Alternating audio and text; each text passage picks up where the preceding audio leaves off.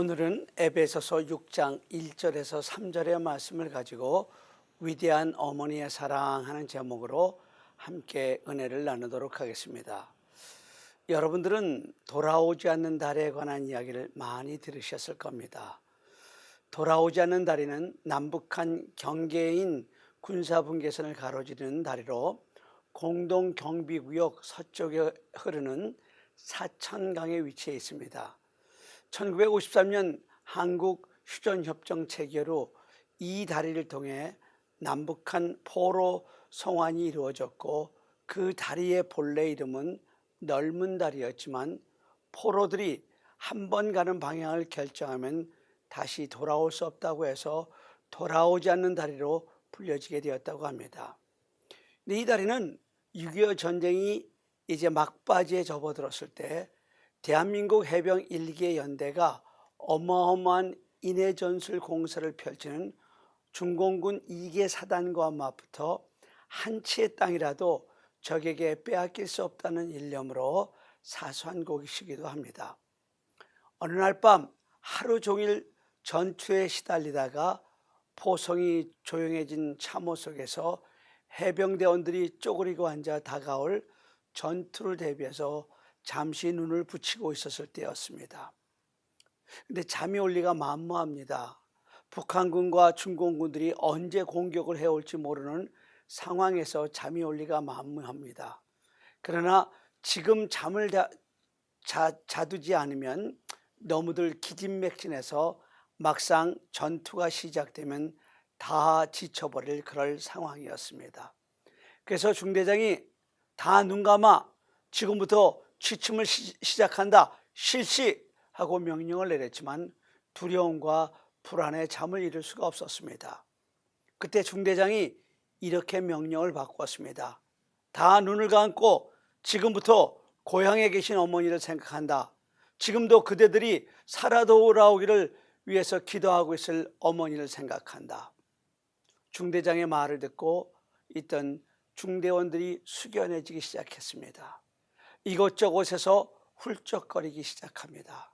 그러더니 잠시 후 조용해지더니 이곳저곳에서 장병들의 코 고는 소리가 들리기 시작했습니다. 그 중대는 끝까지 그 고지를 지켜냈고 본대로 복귀해서 중대장은 이런 보고를 했다고 합니다. 그때 중대원들은 참호에서 잠잔 것이 아니라 어머니 품 안에서 잠을 자고 있었습니다. 어머니는 이렇게 위대합니다. 이 세상에서 가장 아름답고 위대하신 분이 바로 우리 어머님이십니다. 그것은 자녀들에 대한 어머니의 사랑과 희생이 가장 순수하고 가장 뜨겁고 가장 크기 때문입니다. 숭고한 어머니의 사랑에 대한 이야기를 하나 더 하도록 하겠습니다. 때는 1793년 프랑스 혁명 때의 이야기입니다. 프랑스 혁명 이후 프랑스는 큰 혼란에 빠졌고 많은 백성이 빈곤에 허덕이게 되었습니다. 이때 한 부대가 이동을 하면서 군인들이 숲속을 지나가고 있었습니다. 그때 배고픔에 지친 한 아주머니가 세 아이를 데리고 길가에 쓰러져 있는 것을 발견하게 됩니다. 너무나 배가 고파서 쓰러져 있는 모습을 보고 불쌍히 여긴 나이 많은 한 군인이 빵 한 덩어리를 던져주었습니다. 어머니는 얼른 그 빵을 세 조각으로 나누어서 세 아이에게 나누어 주는 것입니다. 아이들은 정신없이 받아 먹으며 그렇게 기뻐할 수가 없었습니다. 이 광경을 보던 젊은 병사가 이렇게 말했습니다. 저 아주머니는 배고프지 않은 모양이죠. 나이 많은 군인이 조용히 이렇게 말했습니다. 바보야, 그게 아니야. 어머니이기 때문이야. 이 이야기는 빅토르 위거의 93년이라는 소설에 나오는 내용입니다. 여러분, 이것이 우리 어머니입니다. 여러분, 이것이 우리 부모님의 모습입니다. 자기는 굶으면서도 자식들에겐 줍니다. 자기 입에 들어간 것은 없지만 아이들이 빵 한 조각을 먹으며 기뻐하는 모습을 보고 더 크고 더 크게 그리고 기뻐하며 만족해야 합니다. 이것이 우리 부모님의 마음입니다.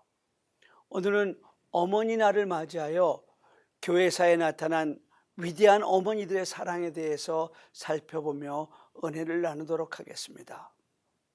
먼저 성 어거스틴의 어머니 모니카의 사랑에 대해서 살펴보도록 하겠습니다.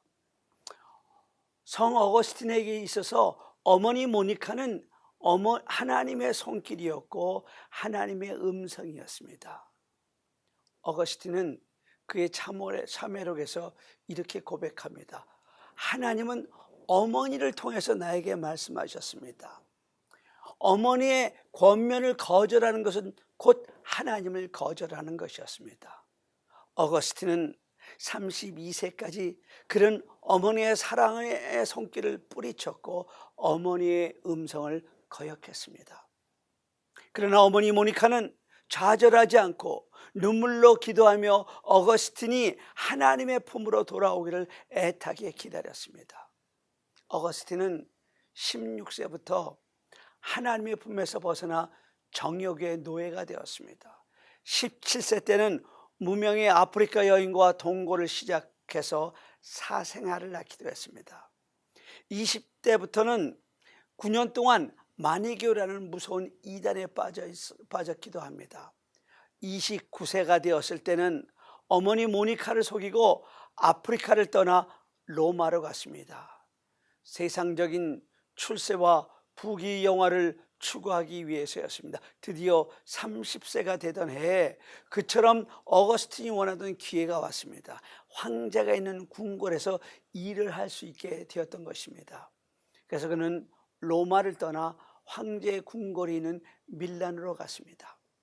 그러나 어거스틴은 역시 밀란에서도 참된 인생의 목적을 발견하지 못하고 삶은 극도의 피폐에 빠지게 되었습니다.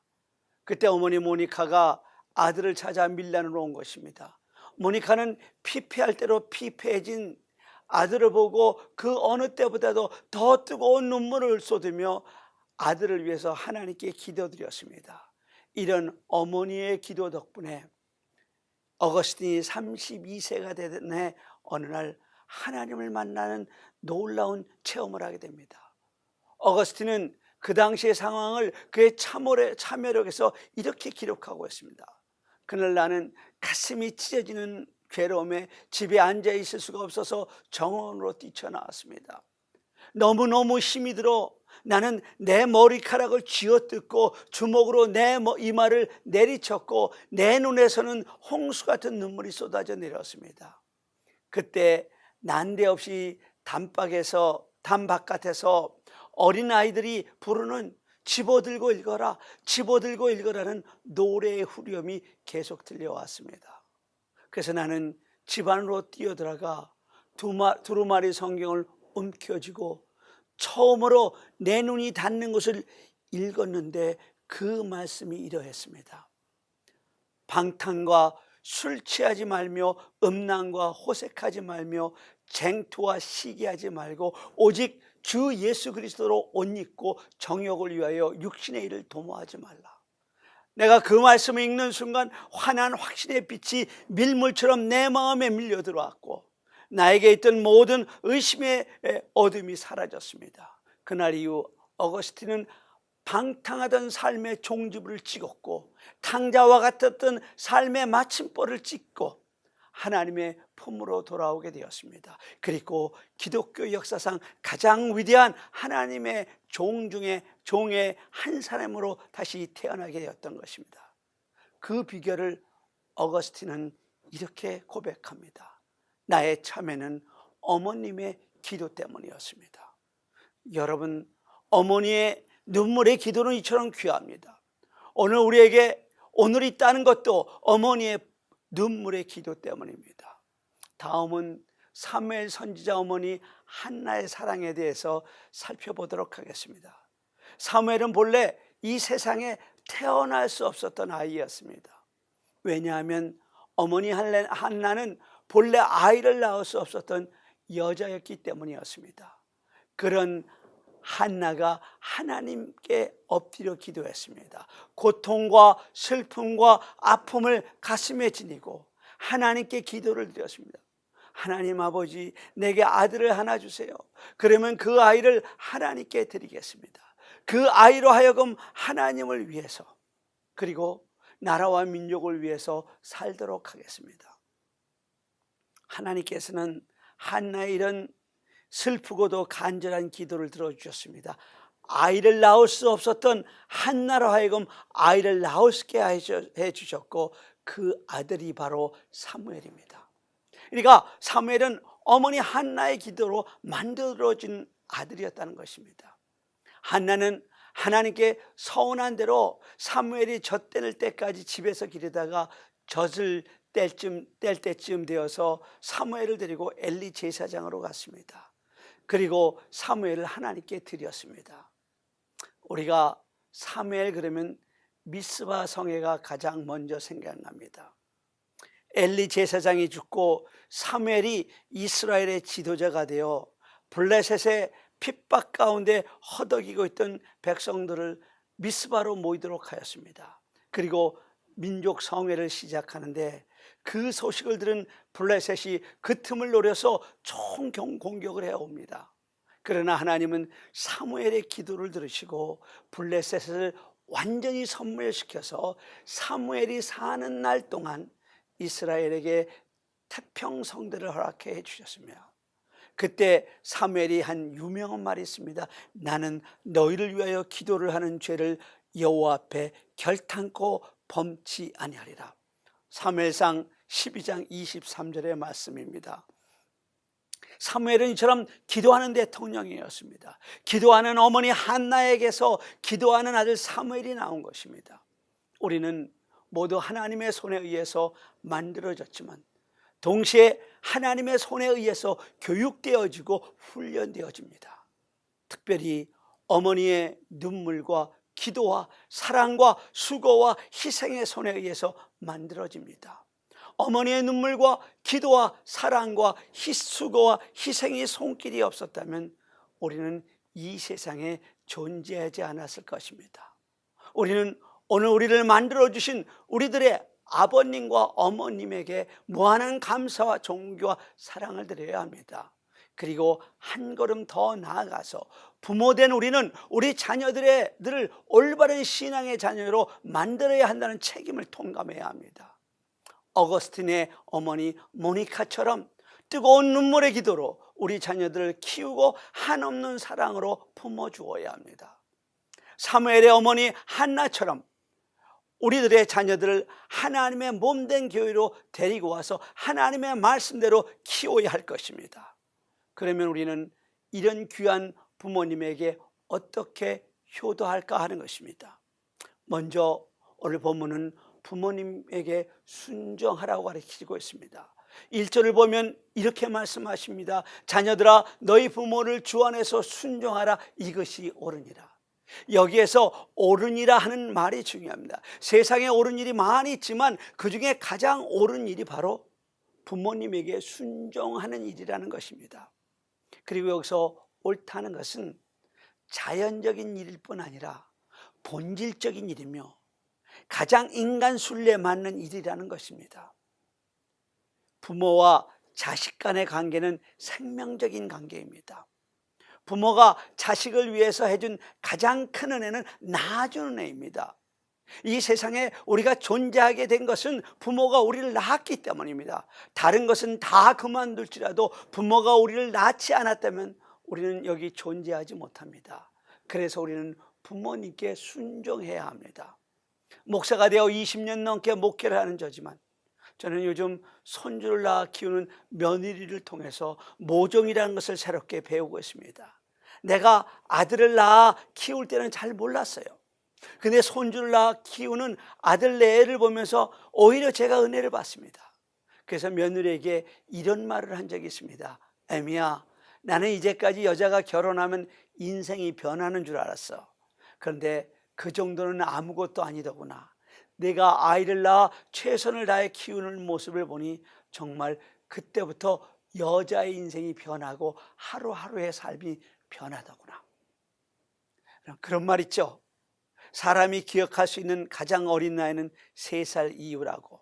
그런데 아이러니컬하게도 사람이 인생 중에 가장 큰 사랑을 받은 나이는 3살까지라는 것입니다. 먹여주시고 입혀주시고 재워주시고 뉘어주시고, 정말 그때 어머니의 사랑이 없었다면 우리는 지금 이 자리에 존재하지 않았을 것입니다. 근데 그 사랑은 우리가 기억할 수 없는 3살 이전의 사랑이었다는 겁니다. 그러니까 툭하면 엄마가 나에게 해준 게 뭐가 있어? 그렇게 얘기하는 겁니다. 아니요, 어머니는 나에게 생명을 주셨어요.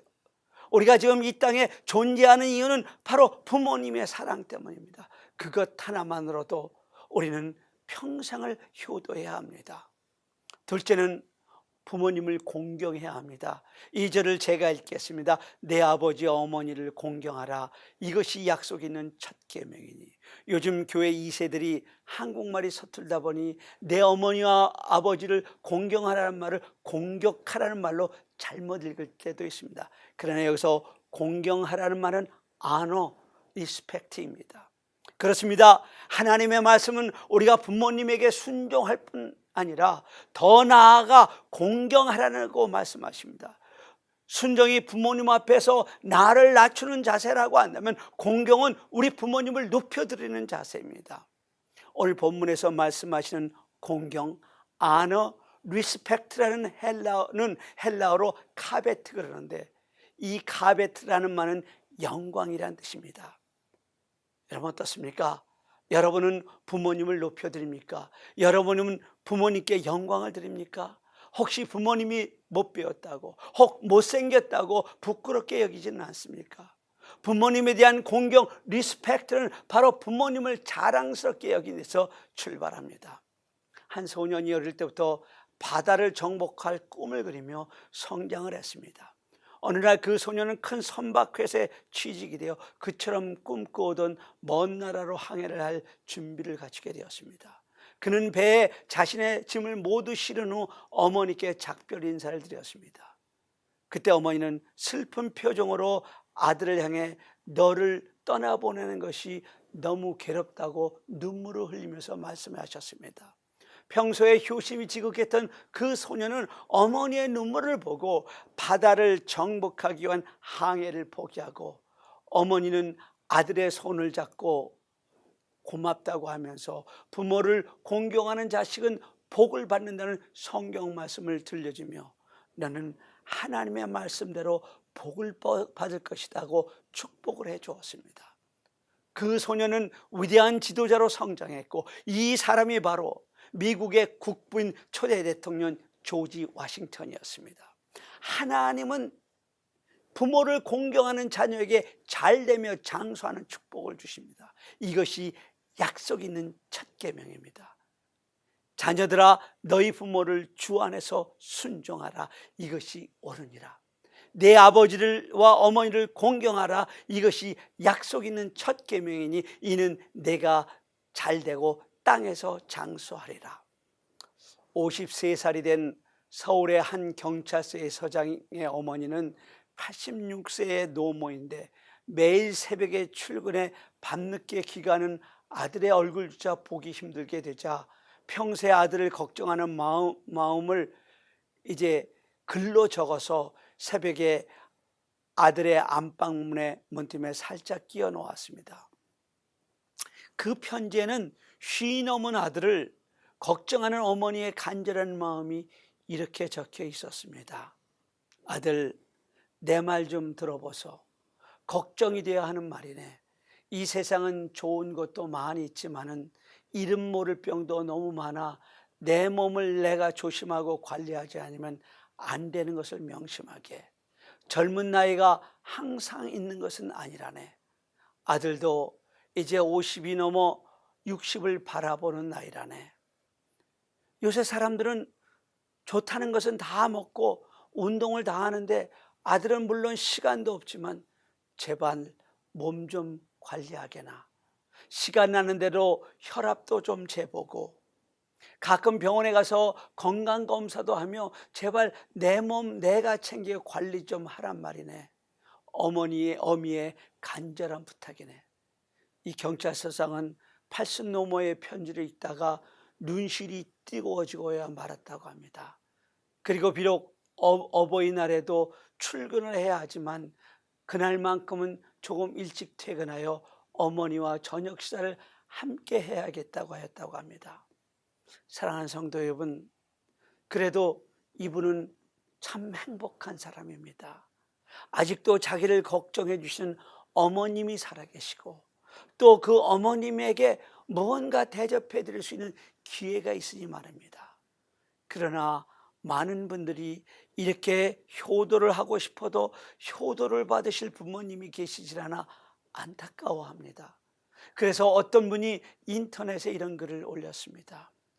철이 들고 자식을 키워보면서 효도가 무엇인지를 깨달으면서 어버이를 찾아 몸부림을 치지만 어버이가 가신 집에서 오랜 세월이 흘렀습니다. 평생에 고쳐 못할 일이 바로 못다한 효도임을 이제야 비로소 깨달은 제가 여기 눈물 어린 글을 쓰면서 눈물을 흘리고 있습니다. 가버린 아버님, 어머님을 생각하면서 눈시울의 뜨거워짐이 어찌 밀까요? 불효가 무엇인지를 나이 50이 훨씬 넘어서 깨달은 소치입니다. 이제야 받은 정과 사랑을 드리고 싶은데 아무리 찾아도 부모님은 계시지 않습니다. 부모님의 무덤을 찾아도 말이 없으십니다. 요즘은 왜 꿈에도 찾아오지 아니하십니까?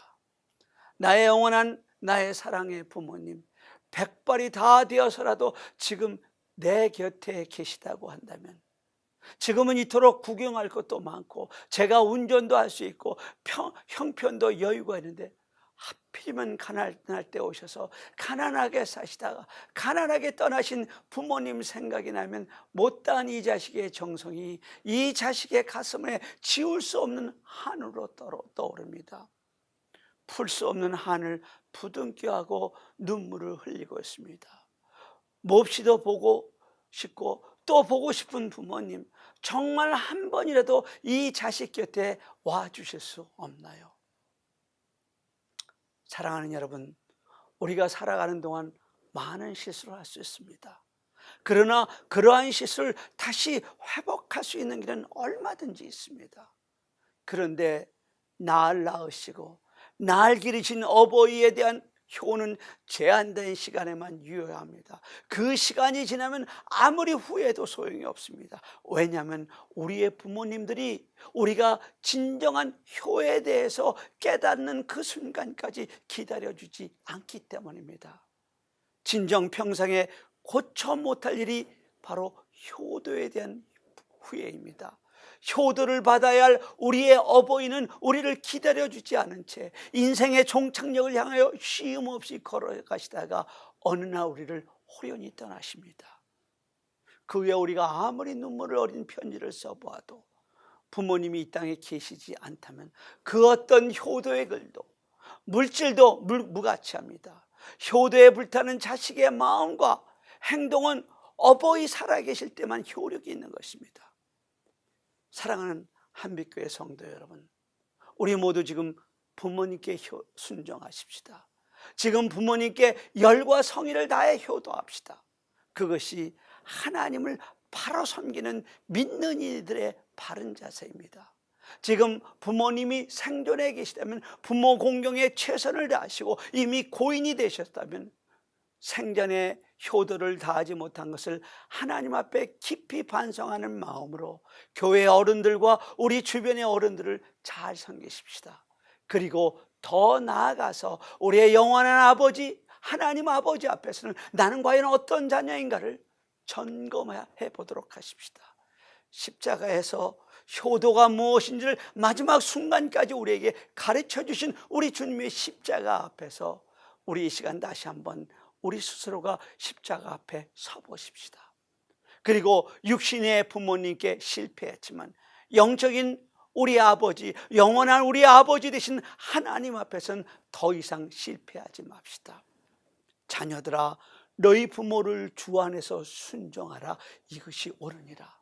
내 아버지와 어머니를 공경하라. 이것이 약속 있는 첫 계명이니 이는 내가 잘되고 땅에서 장수하리라. 우리 다 같이 이 시간 기도드리시겠습니다.